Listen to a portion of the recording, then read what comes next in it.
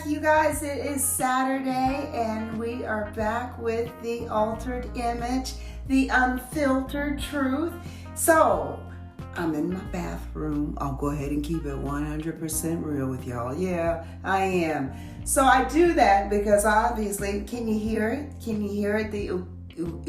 How do you call it? Acoustics. Oh gosh, I can't even say the word, but you know what I'm trying to say. It just sounds good. So, I'm not a gazillionaire yet until I become one. I guess, you know what? We're just going to work with what we have. And right now, we got the bathroom. We got the good sound. It's Saturday. So what? Why not? So you guys, what I'm doing right now is recording on my phone because I want to get the podcast going through Spotify.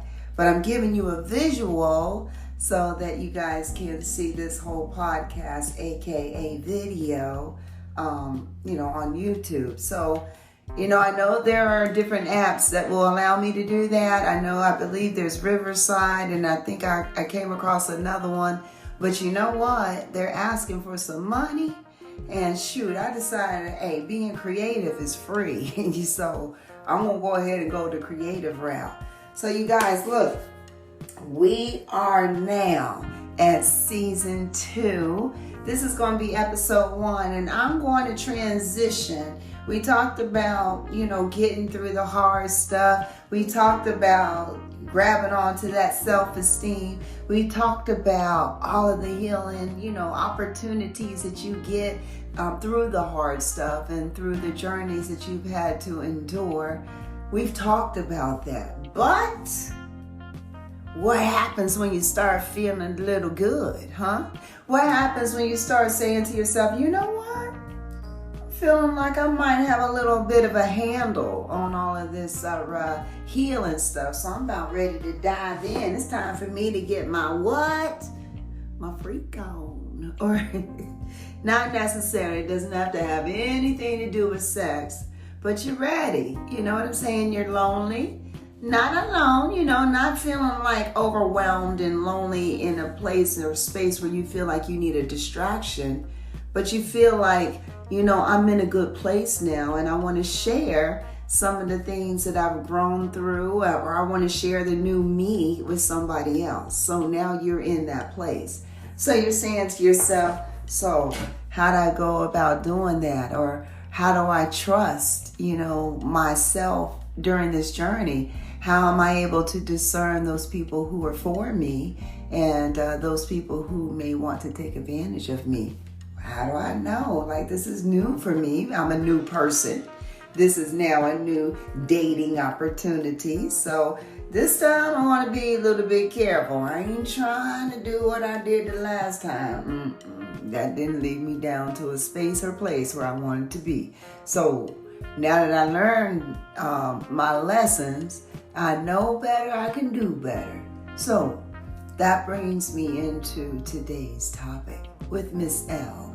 You're with Miss L. This is Altered Image, and today's topic, episode 1, season 2, is, for me, I'm going to share my experiences of loving while black 2.0. But it doesn't matter if you're black, white, green, purple. Loving is loving, and that doesn't have any color attached to it. But I'm in love with a black man, and I was married to a white man, and I love them both. But my experiences are a bit different with each circumstance. So this time, I'm going to ground this loving conversation in my personal experiences. This time, I want to talk about being in love as a black woman who is loving a black man. And this man is not necessarily the type of individual that society would say, hey, go right ahead. This is the person I would pick for you. No, this individual is exactly the opposite of the type of person that society would pick for a person like me. However, I learned through loving unconditionally that sometimes that requires to silence the naysayers of society and think, what can I give to myself? And what are those things that I'm not able to give to myself? And that is how I grounded who I needed for myself with regard to being in love and all that good stuff. So that brings me back to y'all. Listen to me when I tell you, loving, first of all, it doesn't even matter black, white, green, or purple. You got to have your own self-esteem. Because if you don't love yourself, there's no way that you're going to be able to share your love with anybody. And also, furthermore, if you don't love yourself, you have no idea of the type of love that is for you. You got to get in touch with you first. How are you going to determine the right type of love for yourself if you don't even have any idea who you are? So that's crazy, right? So first, make sure you're ready. Make sure your heart is in a place where you can say to yourself confidently, you know what, I'm good, I love me. Now I'm ready to share some of me with someone else. I'm not depending on anyone to make me happy because I have already made myself happy. What I'm looking for in this moment is to find someone that I can share my happiness with. If you were there, and only if you're there, we're ready to move on to see what that love partner might look like for you. If you can't say that, y'all, then look, be honest with yourself. You ain't ready. You gotta love yourself first. Moving on.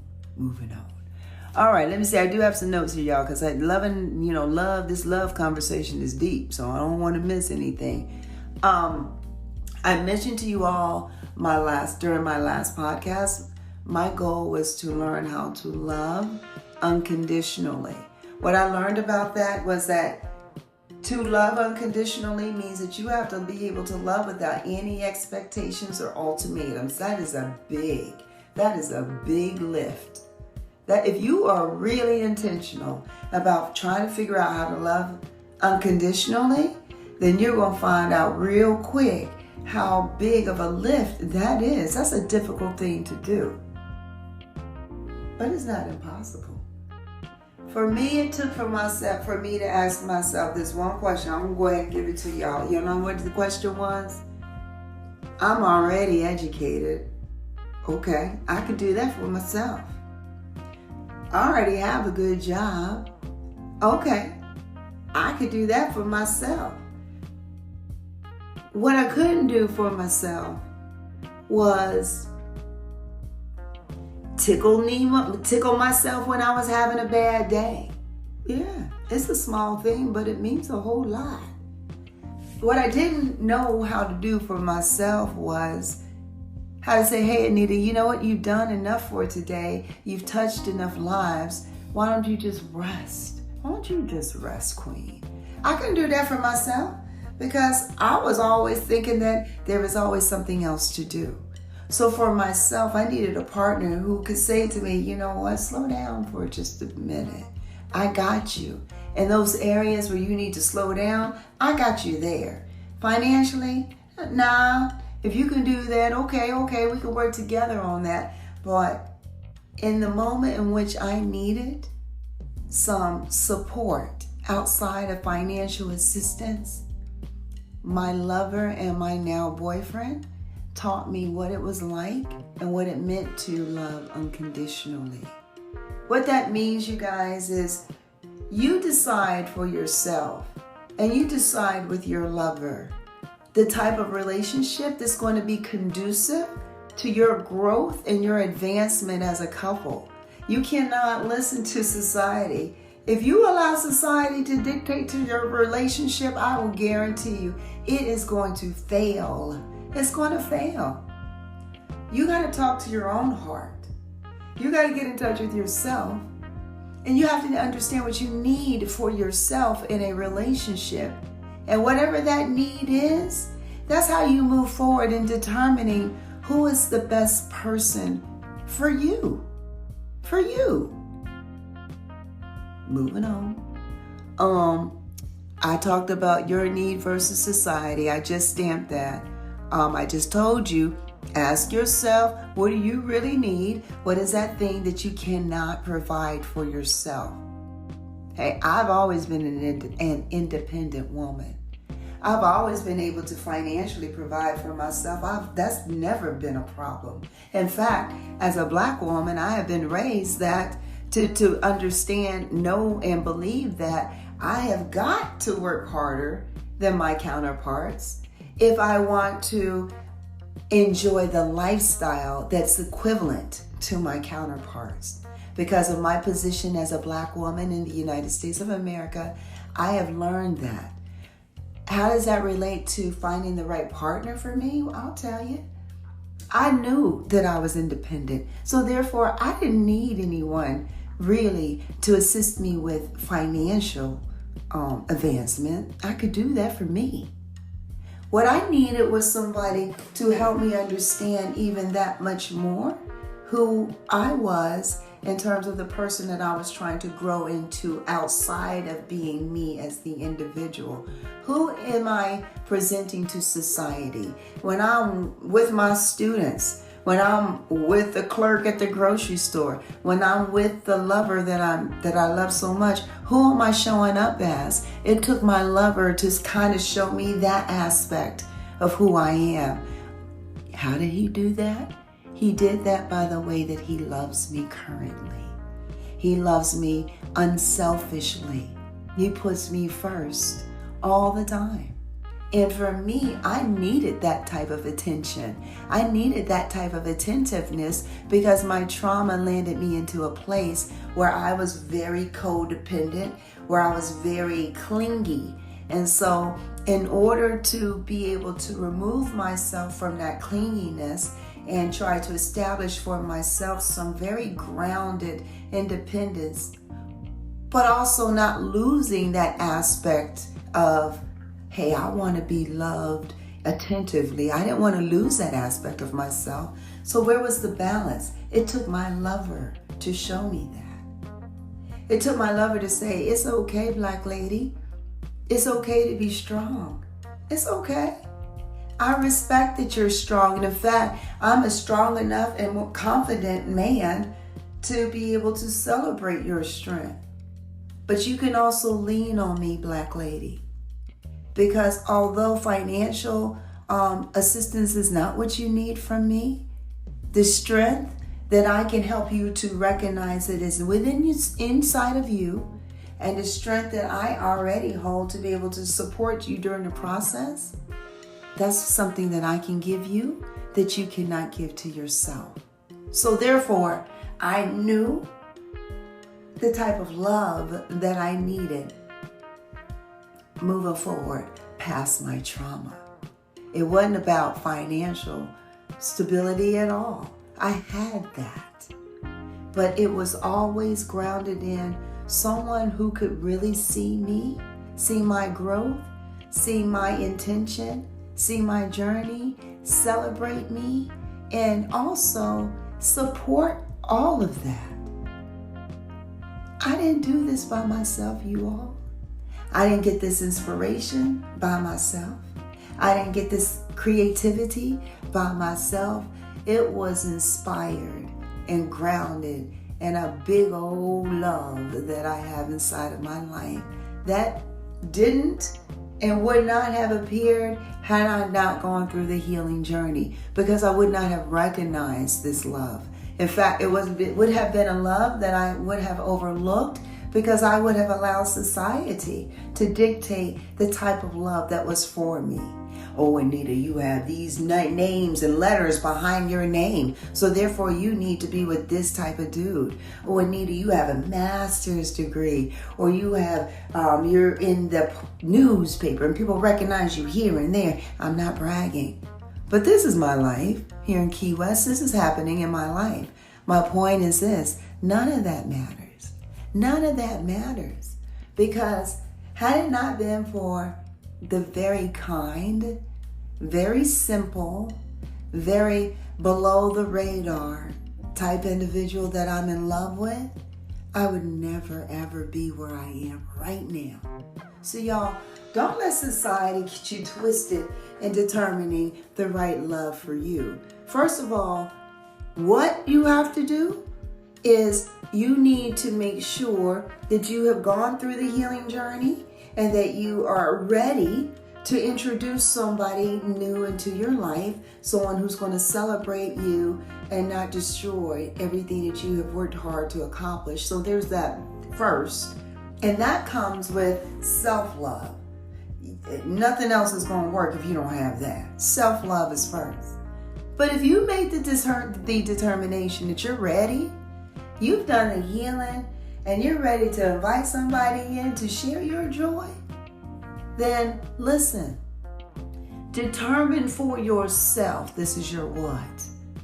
Determine for yourself honestly the type of person that's going to elevate you and assist you to your growth journey, through your growth journey into your growth destination.